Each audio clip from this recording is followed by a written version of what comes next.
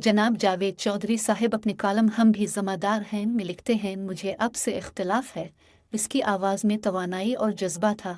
मैंने मुस्कुराकर जवाब दिया, इख्तिलाफ ज़रूर होना चाहिए। इंसान अल्लाह ताला से भी शक करता है।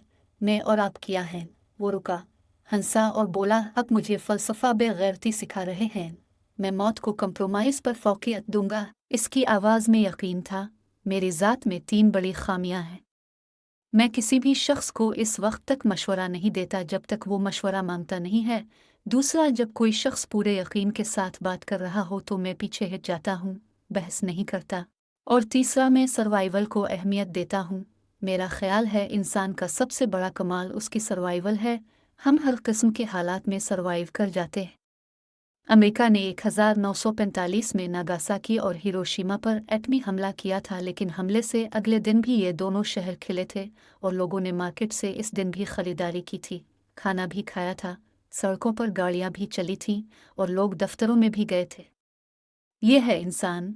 हम इंसान चेरनोबिल के एटमी दोज़ख में घुसकर उसकी रिपेयर भी करते हैं और वापसी पर स्ट्रेचर पर लेटे लेटे कोका कोला भी पीते हैं। लिहाजा इंसान सर्वाइव करता है, ये आगे बढ़ता है। मेरा ख्याल है आप अगर टीपू सुल्तान या तारिक बन ज़ियाद हैं तो आप बेशक अपनी सारी कश्तियाँ जला दी और शेर की तरह एक दिन की ज़िंदगी गुजार कर चले जाएं, लेकिन आप अगर आम इंसान हैं तो फिर आपको कश्तियाँ जलाने और तलवार से तोप का मुकाबला करने की गलती नहीं करनी चाहिए। और मैं इस दिन अरशद शरीफ को यही बता रहा था।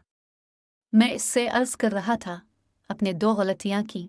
आपको शहजाद अकबर की हर फाइल से इनकलाब तुलू होता दिखाई देता था और आप यकीन की इमरानी मंजिल पर पहुंचकर ये भूल गए थे, रियासत हकायक और बयानिया से बड़ी होती है। ये एक वक्त में मुजाहिदीन की इंडस्ट्री बन जाती है। ये नेब्रास्का से जिहाद की तारीफ और मदारिस का सिलेबस दरामद करती है और पूरे मुल्क को जिहादी कारपोरेशन बना देती है। और फिर जब वक्त बदलता है तो वही रियासत अपनी तख्लीक को चुन चुन कर मार देती है या अमरीका के हवाले कर देती है। मियाँ नवाज शरीफ एक वक्त में बेनज़ीर भुट्टो और आसिफ अली जरदारी के खिलाफ मुकदमात बनाते हैं और फिर इसी बेनज़ीर के साथ मिसाक जमहूरियत करते हैं। चौधरी ज़हूर इलाही जनरल ज़ियाउल हक से वो कलम मांग लेते हैं जिससे उन्होंने ज़ुल्फ़िकार अली भुट्टो की फांसी की तारीख तय की थी और फिर इन्हीं के साहिबजादे आसिफ अली जरदारी के सियासी इत्तेहादी बन जाते हैं।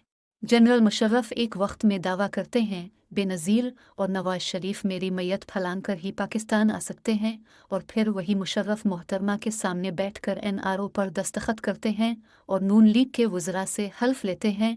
और इमरान खान एक वक्त में शेख रशीद को चपरासी बनाने के लिए भी तैयार नहीं होते और फिर वही शेख रशीद इमरान खान का दायां बाजू बन जाते हैं। चुनांचे याद रखो, रियासत, हुकूमत और सियासतदानों की सच्चाइयाँ बदलती रहती हैं। हम सिर्फ सहाफ़ी हैं। हमारा काम रिपोर्ट करना और राय देना होता है। हम कमेंटेटर हैं, खिलाड़ी नहीं हैं। हमें पार्टी नहीं बनना चाहिए।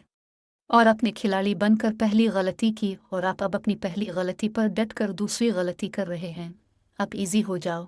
शहजाद अकबर रकम और फाइलें समेट कर फरार हो चुके हैं और उनके तमाम हकायक सारे सच वक्ती थे। वक्त गुजर चुका है और अब किसी दिन अपनी आंखों से मियाँ नवाज शरीफ, आसिफ अली जरदारी और इमरान खान को एक टेबल पर बैठा भी देखोगे। लिहाजा मेरा मशवरा है, अब लंबी सांस लो और ज़िंदगी में आगे बढ़ो। अरशद शरीफ घंटों दूसरों की बात सुन सकता था, वो मेरी बात भी इत्मीनान से सुनता रहा। मैं खामोश हुआ तो वो बोला, मुझे अब से इख्तिलाफ है। आप मुझे फ़लसफ़ा बेगैरती सिखा रहे हैं और मैं मौत को कंप्रोमाइज़ पर फ़ौक़ियत दूंगा। मैं ये सुनकर आदतना पीछे हट गया और यूं बहस ख़त्म हो गई। लेकिन हालात क्योंकि फ़लसफ़े को मानते हैं और ना ही ये गैरतमंद होते हैं, चुनांचा अरशद शरीफ हालात की चुकी में पिसता चला गया। इस पर धड़ाधड़ मुकदमे बने और आखिर में अरशद शरीफ को दुबई में पनाह लेना पड़ गई और वो पार्टी जिसके सच को सच मानकर अरशद शरीफ जान देने के लिए तैयार था, उसने मुड़कर भी उसकी तरफ नहीं देखा। आज इमरान खान दावा कर रहे हैं, मैंने इसे बताया था तुम्हारी जान को खतरा है, लिहाजा यहाँ से निकल जाओ। ये बात अगर दुरुस्त थी तो फिर इमरान खान से सवाल बनता है कि क्या आप अरशद शरीफ के लिए दुबई से बरतानिया, यूरोप या अमरीका के वीज़े का बंदोबस्त नहीं कर सकते थे? इमरान खान आलमी शख्सियत हैं। क्या ये अपने किसी दोस्त से कहकर उसे दुबई से किसी महफूज मुल्क में शिफ्ट नहीं कर सकते थे? अपने इस वक्त इस बेचारे को हालात के रहम विक्रम पर छोड़ दिया था, लेकिन आज आप इसका ताबूत उठा उठा कर फिर रहे हैं। आपको शायद अपनी सियासत चमकाने के लिए जिंदा अरशद शरीफ नहीं चाहिए था, एक लाश चाहिए थी और आपको वो मिल गई और आप अब इस लाश को सियासत के चौराहों में रख कर बेच रहे हैं। आपको अगर वाकई अरशद शरीफ से हमदर्दी थी या आप अगर वाकई इसे पाकिस्तान का सबसे बड़ा सहाफ़ी समझते थे तो आपको इसका हाथ इस वक्त पकड़ना चाहिए था जब इसे आपकी ज़रूरत थी। आप इसे दुबई से मलाइशिया ही भिजवा देते।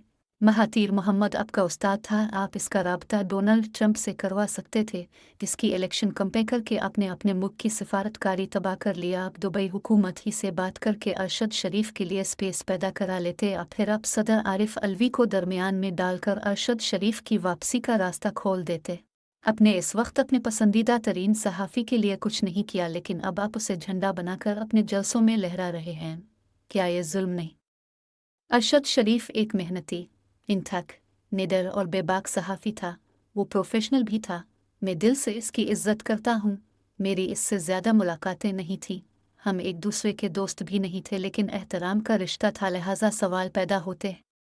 वो दुबई से कीनिया क्यों गया? वो कीनिया में वकार अहमद और खुर्रम अहमद के साथ क्यों रहता रहा? और ये लोग कौन थे? क्या वो वाकई हादसे का शिकार हुआ?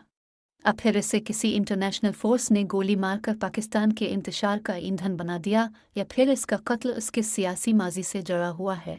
ये कहानियाँ आहिस्ता आहिस्ता खिलेंगी। इन सवालों का जवाब वक्त देगा, लेकिन मैं अरशद शरीफ को अरशद शरीफ का कातिल समझता हूँ।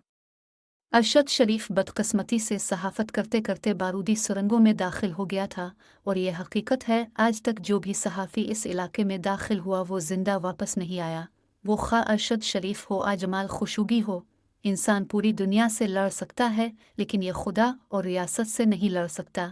हमें रियासत को ठीक ज़रूर करना चाहिए, इसकी गलतियों की निशानदही भी ज़रूर करनी चाहिए, मज़लूम का साथ भी देना चाहिए, और मुआशरे को बेहतर बनाने की जंग भी ज़रूर लड़नी चाहिए, लेकिन रियासत के साथ नहीं टकराना चाहिए। इंसान स्टेटलेस होकर ज़िंदा नहीं रह सकता। आप इसी तरह अल्लाह से भी शको ज़रूर करें, इसकी तवज्जो के लिए घंटियां भी बजाते रहें, मगर इसे नाराज़ करने की गलतियां ना करें, क्योंकि वो अगर नाराज़ हो जाए तो फिर वो Shah Iran, Gaddafi family, Saddam family और अशरफ गनी जैसे लोगों को भी गली गली में ज़लील कर देता है। ये हकीकत है, हम जितने भी तगड़े हो जाएं, हम खुदा और रियासत का मुकाबला नहीं कर सकते। लिहाजा इंसान को अपनी लिमिट्स जहन में रखनी चाहिए। और दूसरा मीर तजर्बा है, सीनियर अगर आपके दुश्मन भी हों तो भी अब ज़िंदगी में जहाँ कन्फ्यूज़ हो जाएं, आप फंस जाएं, आपको फ़ौरन उनसे राब्ता और मशवरा करना चाहिए। आपको इसके बाद कीनिया में पनाह नहीं लेना पड़ती। मुझे जब भी मशवरे की ज़रूरत पड़ती है, मैं अपने उन सीनियर्स से भी राब्ता करता हूँ जिनके साथ मेरे ताल्लुकात ठीक ठाक ख़राब होते हैं, और आप यकीन करें मुझे आज तक किसी ने गलत मशवरा नहीं दिया। काश अरशद शरीफ भी मुजीब उर रहमान शामी, अताउल हक कासमी, तलत हुसैन हामिद मीर के पास चला जाता। आइए शकील अंजुम और अफजल बट के पास आ गया होता तो शायद हम आज इसका जनाजा ना पढ़ रहे होते, और शायद गलती हम सब की भी है। हमने भी इसको अकेला छोड़ दिया था। काश हम ही आगे बढ़कर उसे रोक लेते, हम ही इसे समझा लेते, लेकिन शायद हम भी तो मिशबैन हैं, हम भी इसकी सूरत हाल को एंजॉय कर रहे थे। अफसोस हम अरशद शरीफ को नहीं बचा सके।